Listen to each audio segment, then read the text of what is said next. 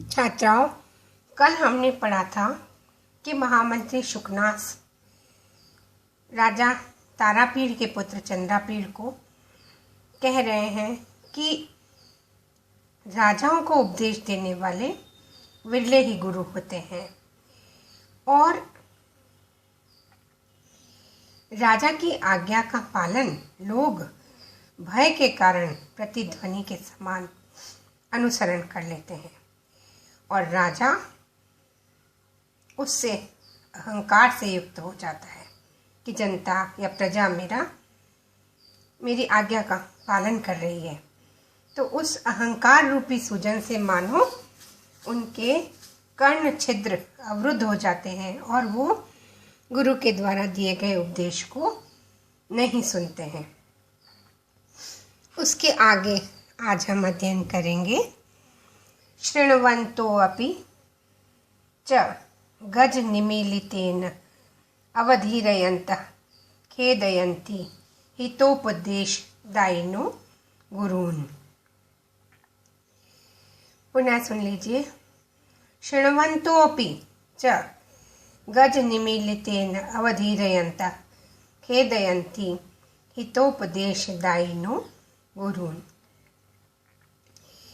मतलब अगर गुरु के उपदेश को राजा कोई सुन भी रहे हैं तो वो क्या करते हैं, उसके लिए महामंत्री शुकनास चंद्रापीड़ को बता रहे हैं कि शृण्वन्तोऽपि मतलब सुनते हुए भी गज निमीलितेन हाथी के समान निमीलित आंख मूंद कर अवधीरयन्तः अवहेलना करते हुए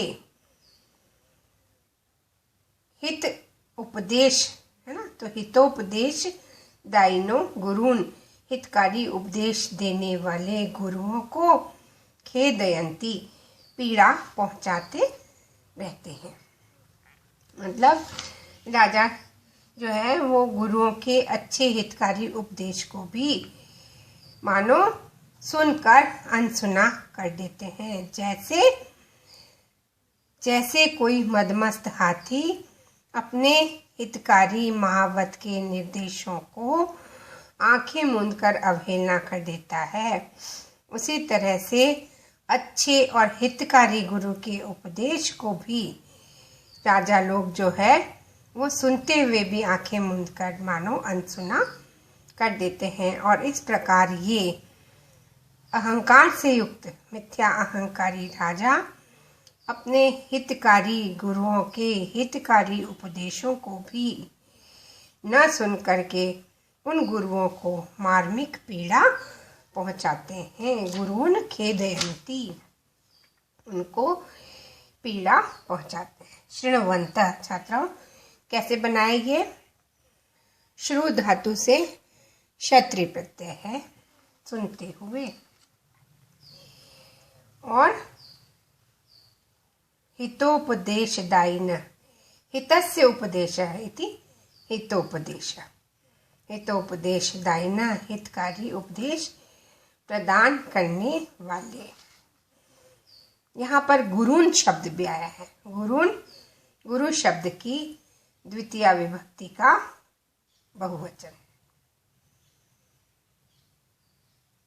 और खेदयन्ति खेद धातु है निच प्रत्यय और फिर लट लकार प्रथम पुरुष का बहुवचन, दुख पहुंचाते हैं।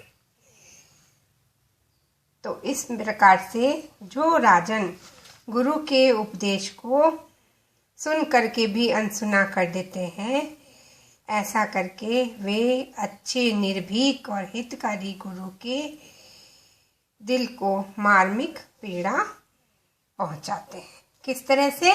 जैसे कोई मदमस्त हाथी अपने हितकारी महावत के निर्देशों को आंखें मूंदकर अवहेलना कर देता है।